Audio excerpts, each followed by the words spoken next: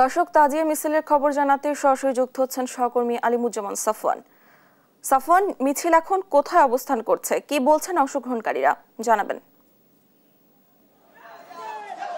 ডানা, এই মুহূর্তে আমি ধানমন্ডির জিগাতলায় অবস্থান করছি এবং ইয়া হোসেন ধ্বনির মাধ্যমে সকাল থেকে যেই তাজিয়া মিছিল শুরু হয়েছে, শোক মিছিল শুরু হয়েছে, সেটি জিগাতলায় এসে, জিগাতলা ধানমন্ডির লেকের পাশে এসে কিছুক্ষণ আগে শেষ হয়েছে। এবং এখন দেখতে পাচ্ছেন আমার ঠিক পেছনে ইয়া হোসেনের স্মরণে যে মাতম তারা করে থাকে, আজকে আনুষ্ঠানিকভাবে শেষবারের মতো তারা এখানে পেছনে মাতম করতে দেখতে পাচ্ছি আমরা।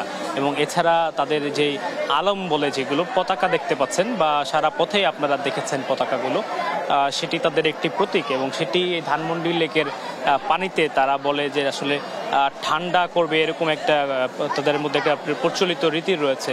আর সেই প্রক্রিয়ার জন্য তারা অপেক্ষা করছে এবং এই পতাকাগুলো তারা এই মুহূর্তে একে একে খুলে নিচ্ছেন। এবং সেই পতাকার কাপড় এবং উপরে যেই কাঠের যেই প্রতীকগুলো রয়েছে সেগুলো তারা ধানমন্ডি লেকের পানিতে ঠান্ডা করবেন এবং সেটি তারা পরবর্তীতে তারা আবার তাদের সঙ্গে করে নিয়ে যাবেন ধানমন্ডি থেকে হস্তি দালানের ইমামবাড়া পর্যন্ত। এছাড়া কারবালার যে ইতিহাস, সেই ইতিহাস খুব নির্মম একটি ইতিহাস মুসলিমদের জন্য। এবং হযরত ইমাম হোসেন রাদিয়াল্লাহু তাআলাকে আসলে হত্যা করা হয় মুহররম মাসের 10 তারিখে, এবং তারই স্মরণে এই আজকের যে আশুরা সেটি পালন হয়ে আসছে।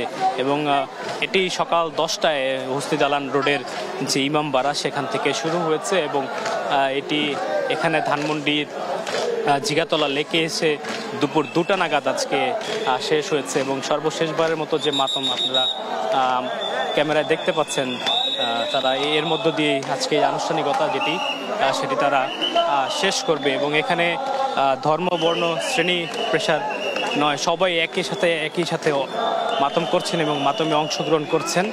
এবং শেষ দিকের যে আনুষ্ঠানিকতা সেটিও তারা কিন্তু সম্পন্ন করার মধ্য দিয়ে রয়েছেন। তো আমরা আশা করছি যে কিছুক্ষণের মধ্যেই এই জায়গার যেই মাতম পরে সেটি কিছুক্ষণের মধ্যেই শেষ হবে এবং আমরা ধানমন্ডি জিগাতলা থেকে আপনাদেরকে যুক্ত করেছিলাম।